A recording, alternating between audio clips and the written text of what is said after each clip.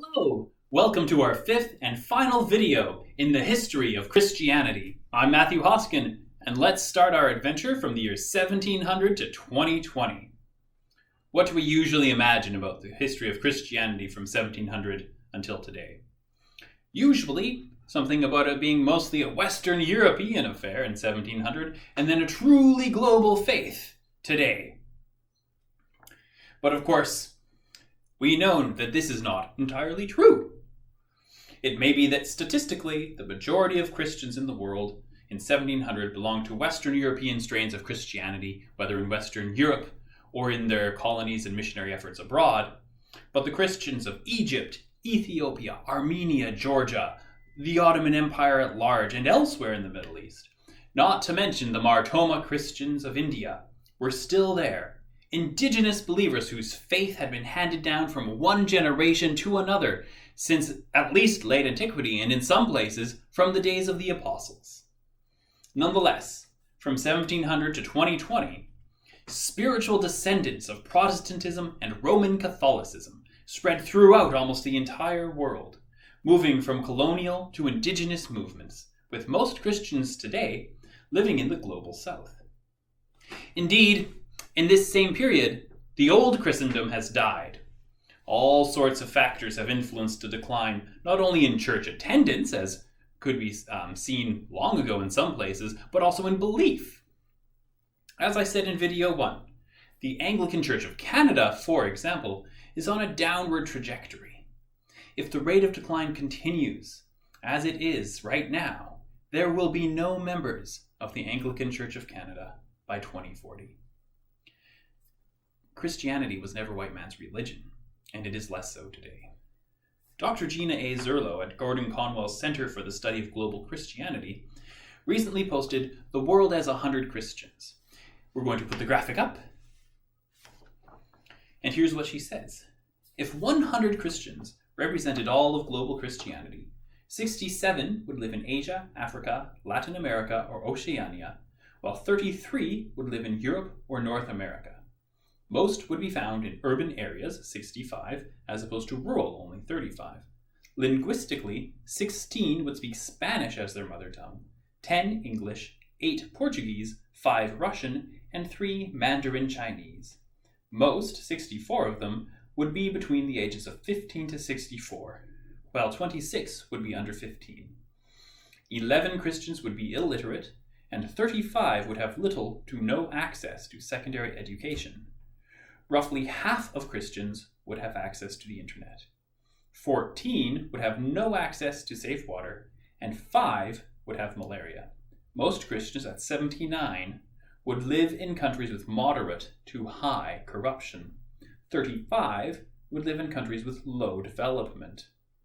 A typical Christian today is a non-white woman living in the global south with lower than average levels of societal safety and proper health care. This represents a vastly different typical Christian than that of 100 years ago, who was likely a white, affluent European.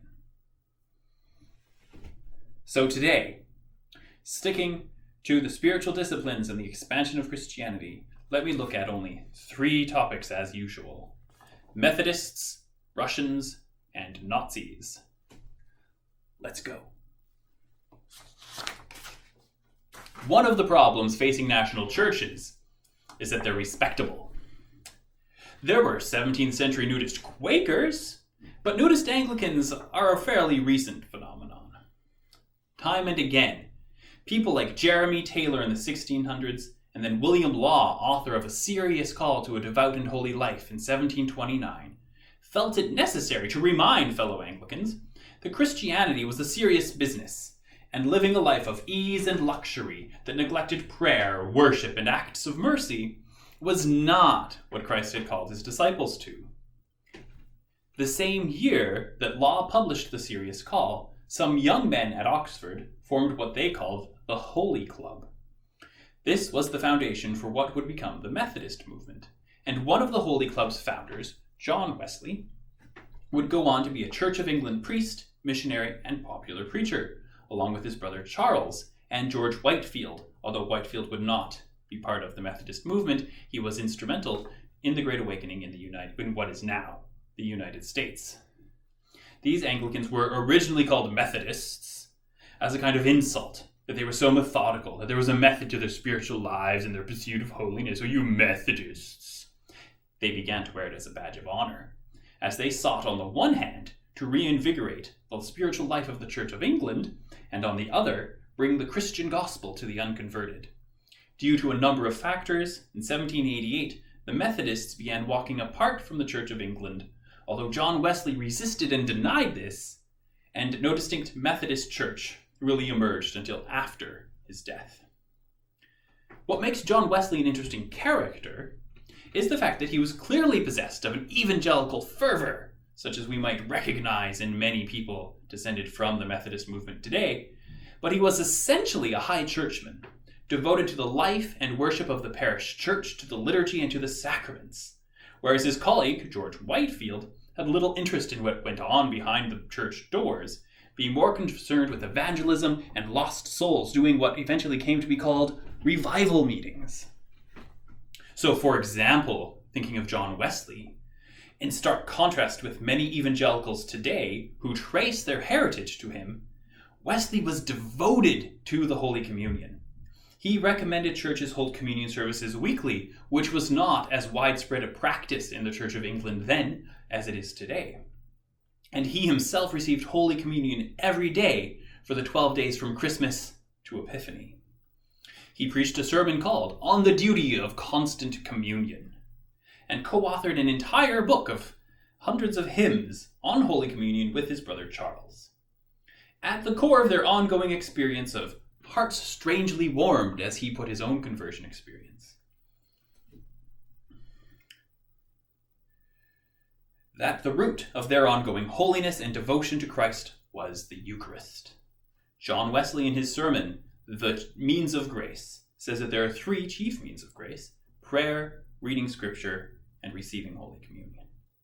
Elsewhere, he also discusses fasting and other spiritual disciplines. Most controversially, Wesley taught Christian perfection, the idea that a Christian could so progress in holiness that he or she would never consciously, intentionally commit a sin. Methodists spread throughout England and the English colonies in the 1700s and 1800s. By 1820, there were 500,000 American Methodists. And from their early years, they were committed to justice and mercy. John Wesley spoke out against the practice of the transatlantic slave trade and slavery. He deplored the genocide of Native American people, and they were baptizing and ordaining black people very early in their denominational history. They were also committed to mission work, both among the native peoples of North America, which is something as early as the Wesleys themselves, as well as in Africa, China, Australia, the West Indies, and as far north as that dark, savage land, Canada. The Methodist family tree has continued to grow and spread throughout the world, and most Methodist churches today have indigenized, are not structurally under the authority of North American or British Methodism. Even those foreign parts of the United Methodist Church of the USA are, in fact, full-fledged members, the way, I don't remember all of the Methodist terms, but the way a local Methodist group would be if they were in the USA. So they're not under the authority of the Americans. But Methodists represent for us that wider Protestant missionary movement that really gets going in the 1700s. They didn't really have the resources and sometimes the willpower, honestly, to get going until 1700. But they're no longer struggling for their literal lives in most of Europe anymore after the 30 Years' War. And so Protestant missions start to become a thing. And Methodists are right there on the forefront with others. But they're not, of course, the only missionaries out there. Roman Catholics, we learned about the Jesuits already, and we mentioned before the Russians. And I want to talk about two strands of Orthodoxy today. One, the Philokalia. This is volume 1 of 5. And the other one, Orthodoxy in the New World. Now, the Philokalia is not actually Russian per se. In language terms, it's Greek, if you must pick a nationality. But it's a set of books that defy nationality, not only because, in modern terms, of the international status of the authors, but also because of the internationality of the book, of the set of books, for their whole existence. This, the Philokalia, is a 5-volume collection of the writings of Greek language ascetic mystics, including John Cassian, the only Latin guy in there, from the 4th through 15th centuries, focused primarily on what is called the Prayer of the Heart. It was first published in 1782 by Nikodimos of the Holy Mountain, that would be Mount Athos, and Makarios of Corinth, almost contemporary with the shorter Russian version, which may actually be an independent collection based on similar or some of the same manuscripts. And it is now worth saying right here, because some uninformed people on the internet may lead you astray, that the Philokalia is not meant to represent the entire Christian life. It is very specifically about the prayer of the heart and things related to it. Union of the mind with the heart, the watchfulness necessary to achieve a state of pure prayer, and other spiritual disciplines associated with this teaching. In particular, the Philokalia shows the movement of Eastern Christian spirituality, bringing forth in the 5th century the Jesus prayer and onwards. The Jesus prayer is a famous prayer, Lord Jesus Christ, Son of God, have mercy on me, a sinner. Its influence on Russian spirituality is most famously visible in this book, The Way of a Pilgrim. Here, my recommended translation is that of Helen Bacovcin, and it's an interesting story about a man who wanders around Russia praying the Jesus prayer, seeking how can he pray without ceasing, as St. Paul recommends in 1 Thessalonians. And it was hugely important alongside St. Isaac the Syrian, who was a 7th century bishop of Mosul in Iraq, who also got translated into Russian around in the 1800s. These together were very influential on the spiritual masters of 19th century Russia. Don't have a lot of time to spend on that. For more impact of the Philokalia on orthodoxy, I recommend reading Andrew Louth's book, Modern Orthodox Thinkers, that begins with the Philokalia and goes forward until today, although he doesn't go too far forward in today because then he's talking about himself. And he doesn't want to do that. Anyway, last week I talked about Russian missions to Siberia and to China commanded by Peter the Great in 1700. They didn't stop there. The Bering Strait and Bering Sea have never proven a great obstacle to human travel, considering the fact that linguistic and cultural ties exist between Eskimo peoples from eastern Siberia across to Greenland. And before my Canadian audience is filled with outrage, at the time of filming, many Alaskans and Siberians do not use the term Inuit. And I've heard that the people of the Central Arctic used to prefer the term Eskimo. I don't know what they currently prefer. And they felt a while ago that Inuit was a more easterly term from Greenland, Labrador, and northern parts of Quebec, and other parts of the Arctic, Nunavut, basically. Eskimo is an outsider term. It's a Dene word that means eaters of raw flesh. So you can see how people of this culture group might not like being called Eskimos anymore, but a lot of them choose it as the word to represent themselves to outsiders. So anyway, in 1794, 8 Russian monks established an evangelistic mission on Kodiak Island, reaching out to the Aleut and Eskimo peoples there. Despite what we might expect from Russia's 19th century reputation, as well as Western missions going forth from imperial powers in that era, the missionaries were not puppets of imperial government, nor were they interested in Russianizing the natives of Alaska. Rather, their desire was to bring the people of Alaska Christ. And, like the Jesuits, they sought to understand the local culture and language, unlike some African missions being done by Protestants at the time who were afraid of translating texts into local African languages because they might get the theology wrong in the translation. Honestly, that's a thing that was going on. Think about it. Anyway, so St. Herman of Alaska cared for the poor amongst the native peoples, and he sought to protect them from his fellow Russians who were out to exploit them. Russian priests, in fact, still do this sort of thing today. For example, setting up networks to rescue young women who have been trafficked by the Russian mafia and get them back home. So, long tradition that they've got there of Russian priests versus Russians. Anyway, St. Innocent in the early 1800s is another good example of this non-imperial approach to mission, spending a long time ministering to the people of the Aleutian Islands, learning about their way of life, and translating biblical and ecclesiastical texts into Aleut languages, as his ancestors had translated the same texts into Slavonic. He would later do the same thing for the Tlingit people of southern Alaska, and so indigenous orthodoxy in the Americas is older than the orthodoxy brought by Eastern European immigrants. Eventually, St. Innocent would become Patriarch of Moscow. And so we see this mission work being done by the Orthodox in North America. And it's worth mentioning, before we leave the Russians, that in the 20th century, Russian Orthodoxy suffered an enormous setback under Bolshevism and Stalinism.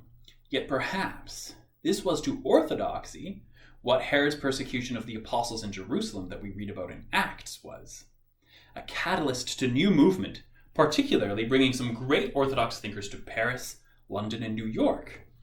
Many Christians of all denominations, for example, have benefited from the work of Metropolitan Anthony Bloom, in specific, this book, Beginning to Pray, which is recommended by both Tim Keller and Mark Galli, the former editor of Christianity Today.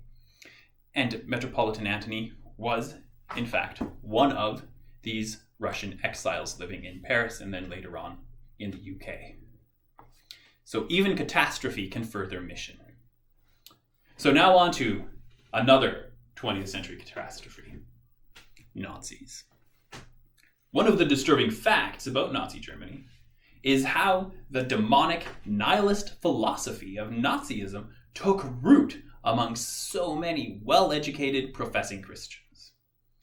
What distinguishes, say, Dietrich Bonhoeffer or Karl Barth, who opposed the Nazis? I realize Barth is Swiss, in case anyone's like, hey, dude's not German. He's part of this story. They opposed the Nazis, and what makes them different from the vast majority of Christians, pastors, and theologians who either remained silent or supported the regime?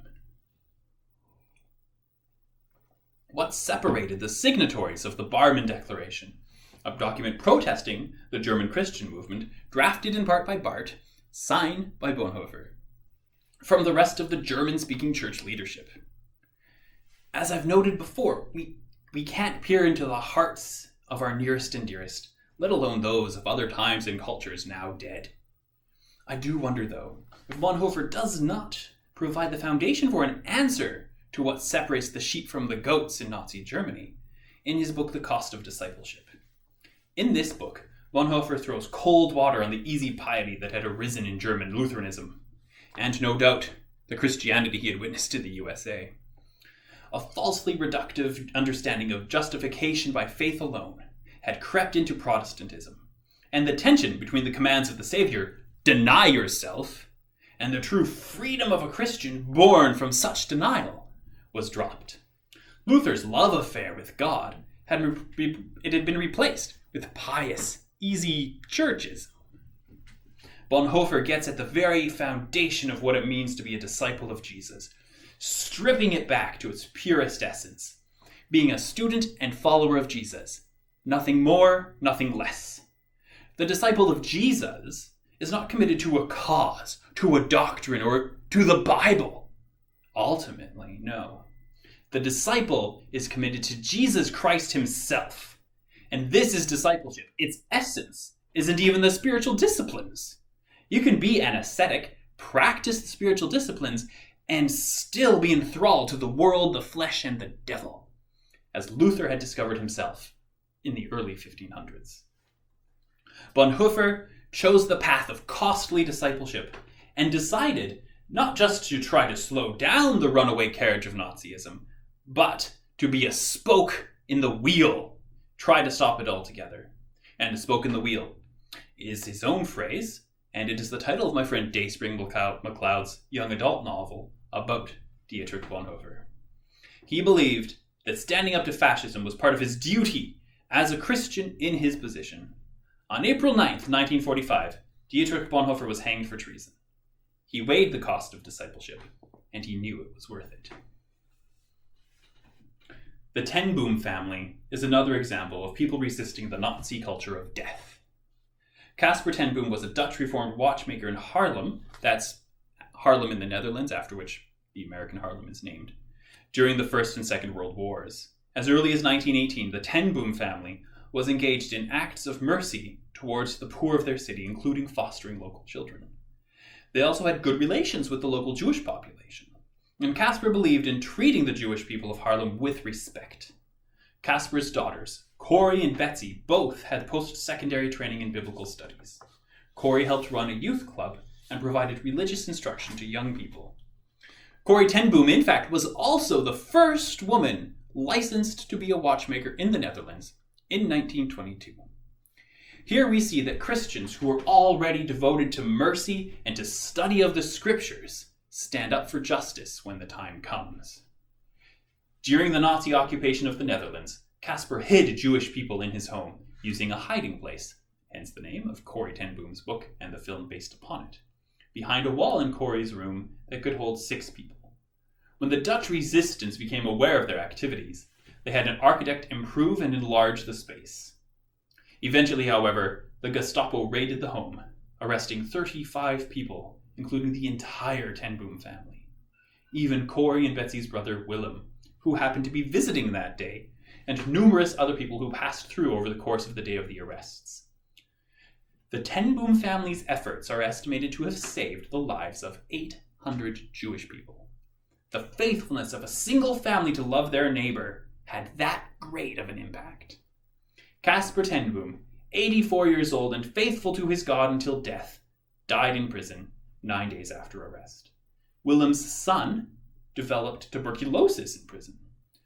Corrie and Betsy were sent to Ravensbrück concentration camp, where they suffered many indignities. Betsy, who had always been sickly, would die there. Before dying, Betsy had 3 visions. The first was a house for former prisoners. The second was owning a concentration camp where they could teach Germans to love again. And the third was that they would both be released before the new year. Depending on how you view her death, all 3 of these came true. Corrie was released 15 days after Betsy's death, due to a clerical error that December. A week after Corrie ten Boom's release, all of the women in her age group were sent to the gas chamber. She was able to live her life and share her story in Betsy's courageous forgiveness and love around the world.